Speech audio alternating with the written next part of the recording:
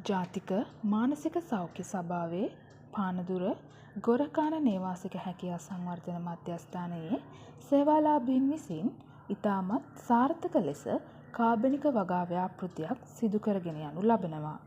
ඔබ මේ දකින්නේ ඔවුන් විසින් වගා කරනු ලැබූ අමුමිරිස් වගාවේ අස්වැන්න ඉතාමත් හොඳින් වැඩි ඇති ආකාරය සහ පාරිභෝජනයට ඔවුන් විසින්ම අස්වැන්න නෙලා ගනු ලබන ආකාරයයි.